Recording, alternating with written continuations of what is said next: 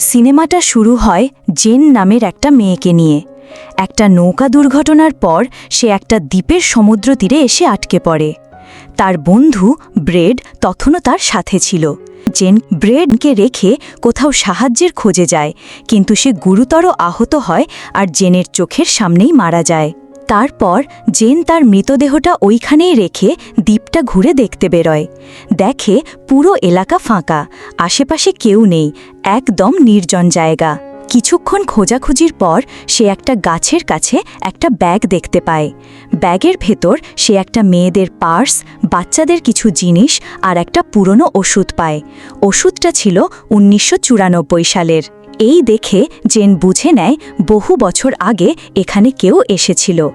ব্যাগে একটা ম্যাচের বাক্সও ছিল, সেটা নিয়েও সে নিজের কাছে রেখে দেয়।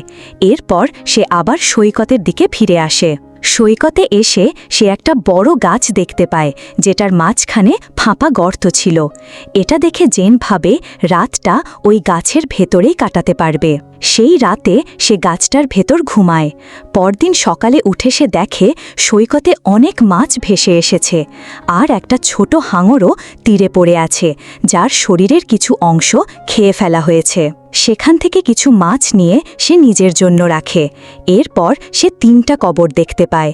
এগুলো দেখে সে তার বন্ধুকেও ওইখানেই কবর দেয়। পরদিন সে একটু একা সময় কাটাতে চেকার খেলার মতো করে বসে। হঠাৎ দেখে তার বন্ধুর কবর খুঁড়ে মৃতদেহটা টেনে বের করে অর্ধেক খেয়ে ফেলা হয়েছে। এটা দেখে সে ভয়েই অস্থির হয়ে পড়ে। সে কিছুতেই বুঝতে পারে না কে এমনটা করল। তখন তার মনে হয় দ্বীপে নিশ্চয়ই কোনো ভয়ঙ্কর কিছু আছে। তাই সে একটা কাঠি ধারালো করে সেটাকে অস্ত্র বানায়। এরপর সে সমুদ্রের ধারে বসে প্রাণীটার জন্য অপেক্ষা করতে থাকে, কিন্তু রাত অনেক হয়ে গেলেও কোনো প্রাণী চোখে পড়ে না। ভোর হয়ে গেলে সে সৈকতের দিকে যায়। তখন সে দেখে জলে একটা সুটকেস ভাসছে। জেন সেটা নিতে চায়, তাই পাড় ধরে হেঁটে গিয়ে সেটা তোলে। ঠিক তখনই তার মনে হয় নিচে কিছু একটা নড়ছে। সে জলে নেমে চারপাশে তাকায়। তখন সে জলের নিচে একটা বড় গর্ত দেখতে পায়। এই দৃশ্য দেখে সে ভয় পায়। তৎক্ষণাৎ সে স্যুট পরে নেয় আর সুটকেসটা নিয়ে ফিরে আসে। ভেতরে কিছু জামা কাপড় আর জুতো ছিল, সেগুলো পরে নেয়। সেই রাতেই সে ব্যাগের সব জিনিস খুলে দেখছিল। তখন কিছু ছবি দেখে। ছবিগুলো দেখে সে বুঝতে পারে এক পরিবার এখানে ছুটি কাটাতে এসেছিল। পরিবারে ছিল এক দম্পতি আর তাদের 2 সন্তান। ঠিক তখনই একটা বিমান তার মাথার ওপর দিয়ে উড়ে যায়। সে সঙ্গে সঙ্গে একটা ফ্লেয়ার গান ছোড়ে, কিন্তু কোনো লাভ হয় না, কারণ বিমানটা তখনই অনেক দূরে চলে যায়। ফ্লেয়ারের আলোয় সে একটা প্রাণীকে স্পষ্ট দেখতে পায়। প্রাণীটা দেখে সে ভয় পেয়ে ছুটে গিয়ে একটা গাছের ওপরে লুকিয়ে পড়ে। ওদিকে প্রাণীটা তাকে খুঁজছে। এটা দেখে জেন আরও ভয় পায়। সেই রাতটা কাঁপতে কাঁপতে কেটে যায়। পরদিন সকালে সে আবার ছবিগুলো খুঁজে দেখছে। তখন একটা ছবিতে সে 2টা জলজলে চোখ দেখতে পায়। এই দেখে সে বুঝে যায় আগের রাতে যেটা দেখেছিল এটা সেই প্রাণী। সে তখন বুঝতে পারে এই ভয়ঙ্কর প্রাণীটাই ওই পরিবারকে মেরে ফেলেছে। এবার সে ভয় পেয়ে যায় আরও বেশি। সে ঠিক করে যে কোনোভাবে এখনই এই দ্বীপ ছেড়ে যেতে হবে। সে সুটকেস খুলে লাইফ জ্যাকেট পরে নেয় আর যাওয়ার জন্য তৈরি হয়। সে সুটকেসের ওপর বসে ভেসে পড়ার চেষ্টা করে, কিন্তু সুটকেস উল্টে যায়। তাই পুরো পরিকল্পনায় ব্যর্থ হয় আর সে আবার দ্বীপে ফিরে আসে। এখন তার একটাই লক্ষ্য, এই প্রাণীটার হাত থেকে যেভাবেই হোক বাঁচতে হবে। এরপর সে একটা বড় ফাঁপা গাছ দেখতে পায় আর ভাবে ওই গাছটার ভেতরে লুকিয়ে থাকা যাবে। রাত নামলে সে সেই গাছের ভেতর লুকিয়ে পড়ে। রাত গভীর হলে প্রাণীটাও বের হয়, কিন্তু ও জানে জেন ওই গাছের ভেতর আছে। তাই প্রাণীটা গাছটাকে ধাক্কা দিয়ে ভাঙার চেষ্টা করে, তবু গাছটা ভাঙে না। শেষমেশ ওটা চলে যায়। পরদিন সকালে জেন গাছ থেকে বের হয়। ফিরে এসে দেখে প্রাণীটা গাছটা ভেঙে ফেলেছে। তাই সে নতুন করে পালানোর একটা প্ল্যান করে।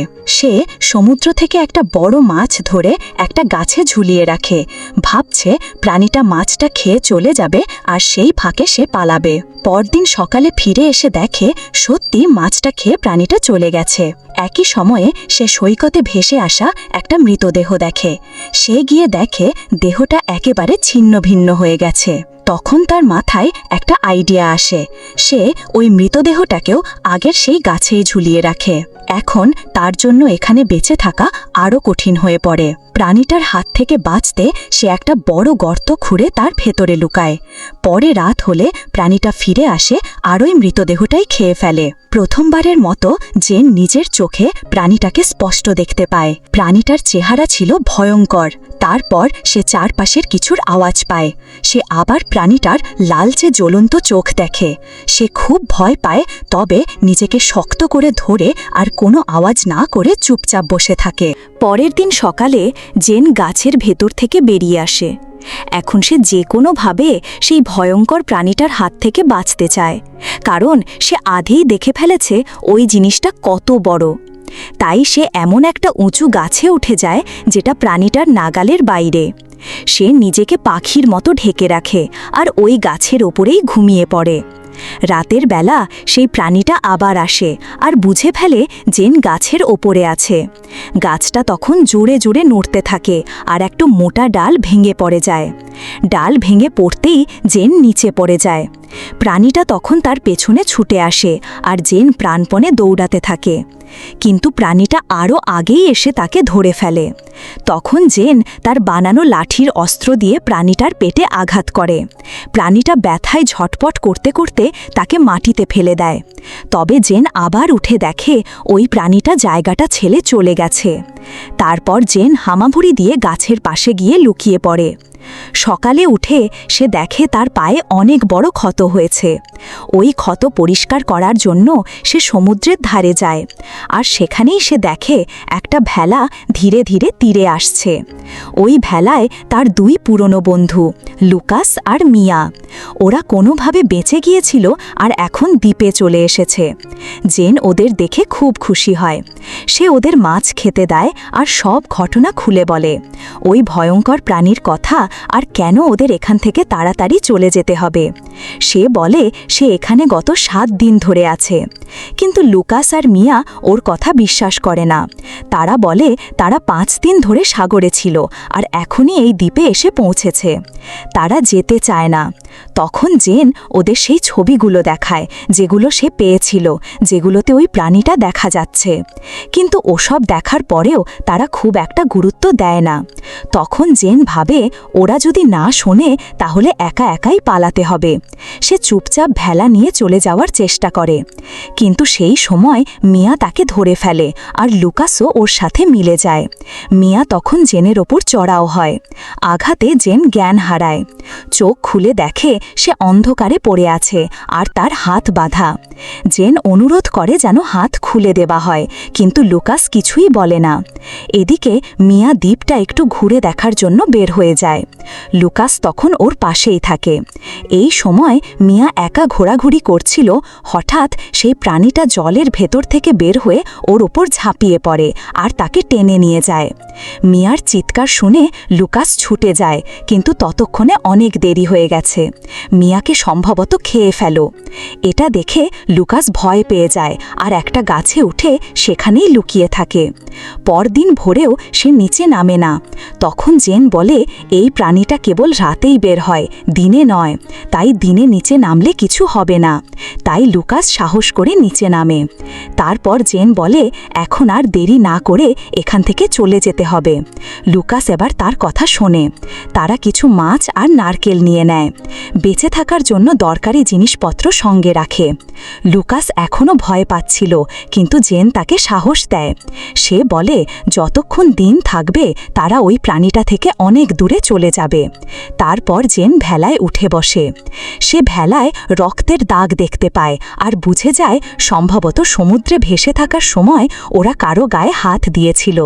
তাদের সাথে থাকা কারোর হয়তো ওরা মেরে ফেলেছে।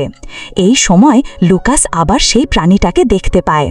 তারা চারদিক থেকে লুকিয়ে ভেলার মাঝখানে বসে, কিন্তু প্রাণীটা পানির নিচ থেকে হামলা চালায়। লুকাস তখন ওকে আটকাতে আগ্নেয়াস্ত্র দিয়ে গুলি চালায়, কিন্তু এর মধ্যেই প্রাণীটা জেনকে ধরে ফেলে আর তাকে টেনে নিয়ে যায়।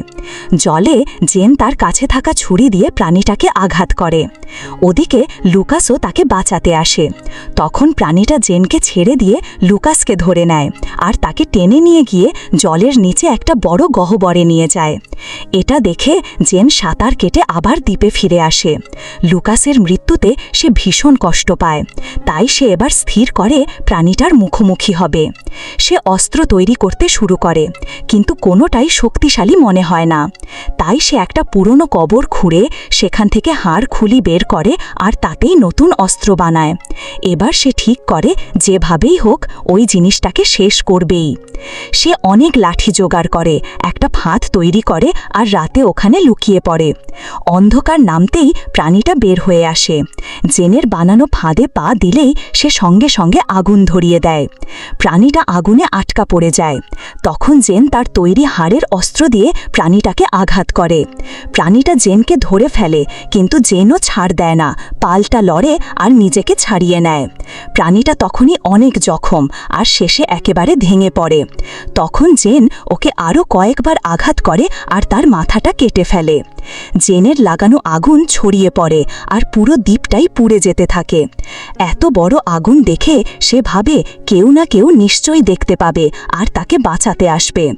এই ভেবেই জেন পুরো দ্বীপটা পুড়িয়ে দেয়। এই দৃশ্য দিয়েই সিনেমার শেষ হয়। ভিডিওটি ভালো লাগলে চ্যানেলটিকে লাইক আর সাবস্ক্রাইব করে দিও, আর কমেন্টে জানাতে ভুলো না তুমি কোন ধরনের মুভি রিভিউ চাও।